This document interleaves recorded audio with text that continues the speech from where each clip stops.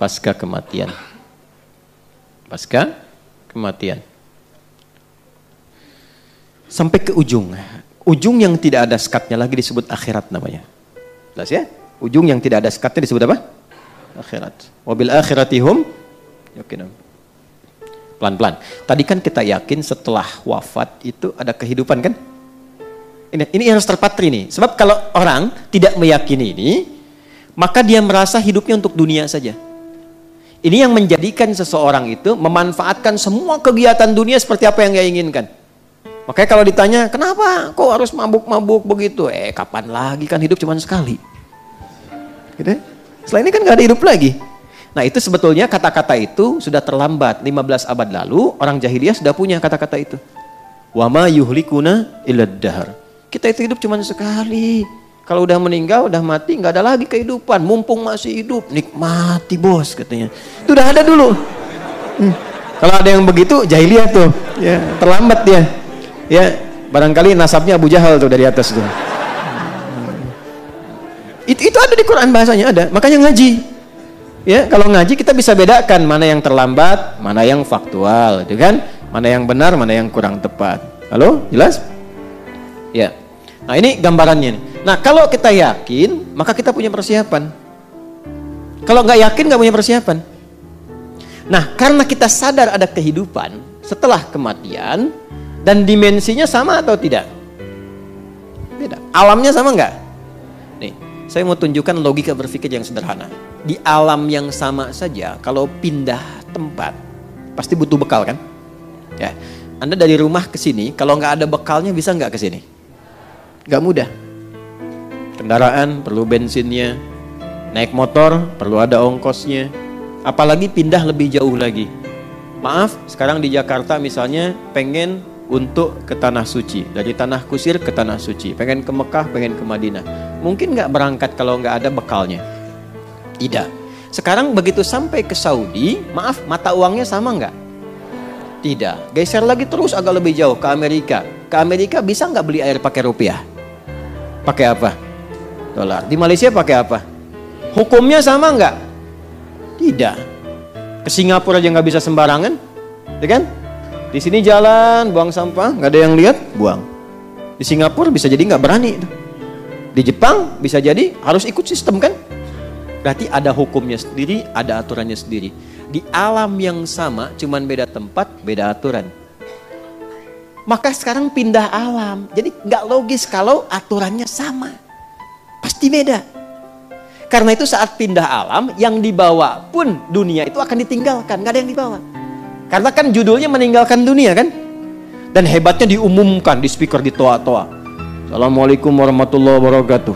Inna lillahi wa inna ilaihi, telah meninggal. Nah, meninggal dunia itu maksudnya meninggalkan dunia seutuhnya. Jadi semua hukum-hukum dunia termasuk di dalamnya, dan bekal-bekal dunia nggak akan dibawa. Ya, Anda sekarang mau kerja sekeras-kerasnya, berangkat gelap, pulang gelap, macam-macam, kumpulkan harta, dapat mobil banyak, rumahnya luas dan mewah. Begitu masuk ke alam kubur, mobilnya ikut nggak? Handphonenya ikut. Tuh ini pakai ngerekam-rekam tuh. Fotonya ikut nggak? Man rebuka jamaah Ustaz Adi, nih buktinya. Nggak bisa. Nggak bisa. Mama nanti kalau masuk ke alam kubur, tolong handphonenya dikuburin tapi setelin morotal dulu ya.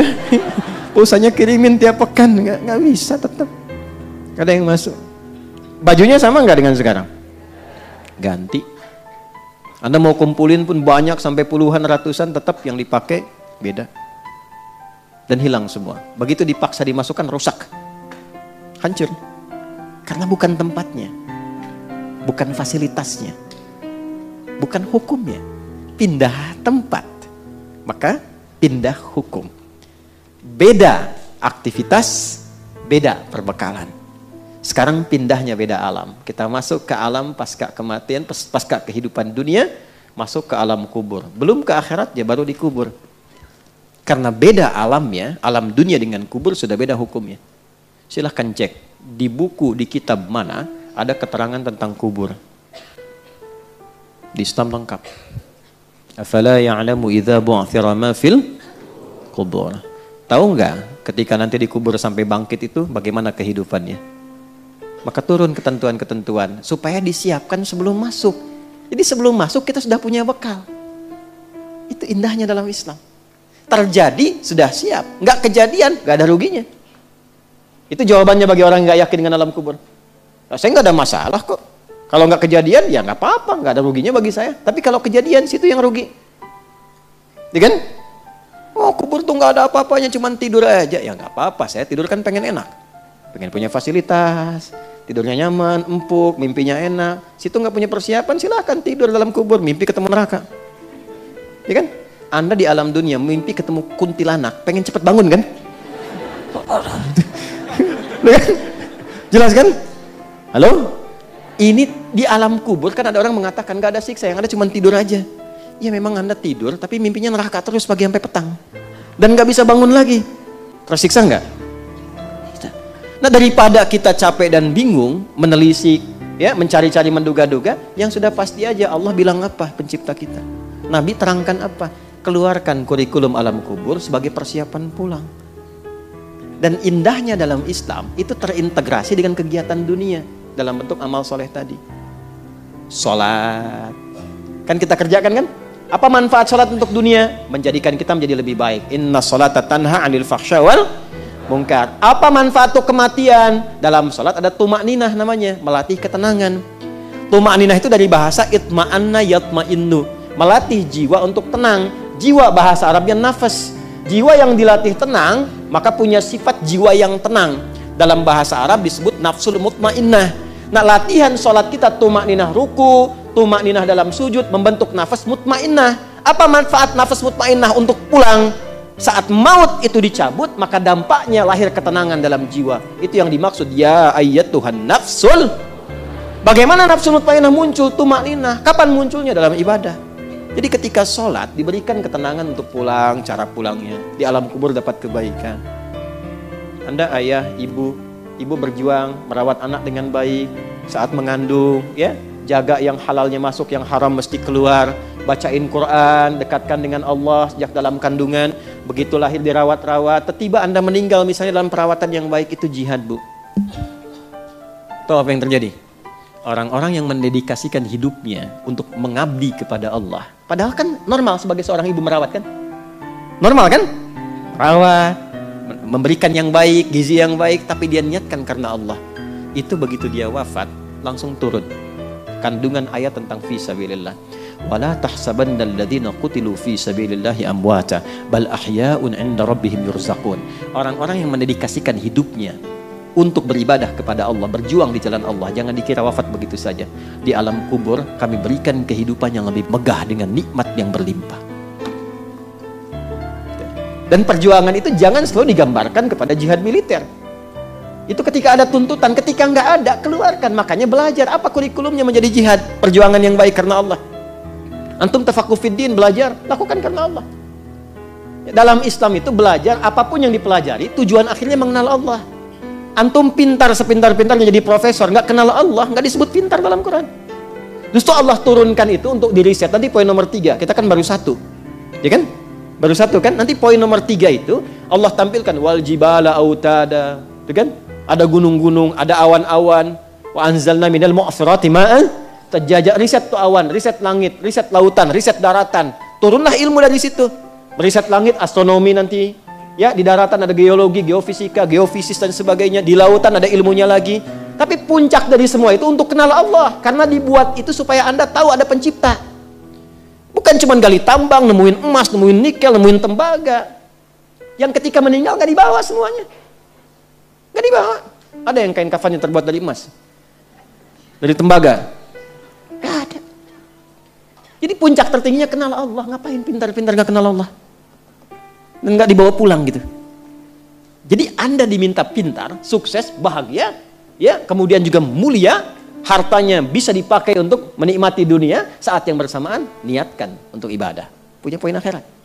Di dunia dapat, akhirat dapat, itu konsepnya.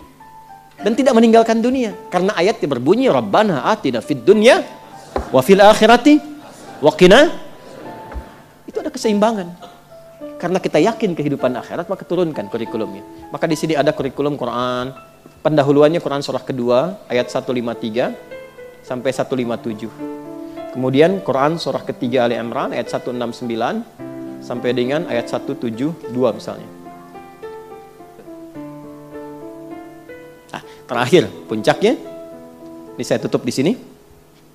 Kalau ini kita ingin turunkan dengan cepat sampai ke akhiratnya, maka ada kurikulum, ini langsung kalimatnya dari Allah untuk orang beriman dan bertakwa saja. Kalau Anda termasuk di dalamnya berarti ayatnya untuk kita. Quran surah 59 ayat 18. Ya ayyuhalladzina amanu. Hai semua orang yang beriman. Kita beriman tidak? Insyaallah ya, berarti masuk ya dalam ayat ini ya. Ittaqullah, bertakwalah kepada Allah. Kita termasuk golongan takwa insyaallah. Allah ya, kita berusaha untuk bertakwa. Perhatikan.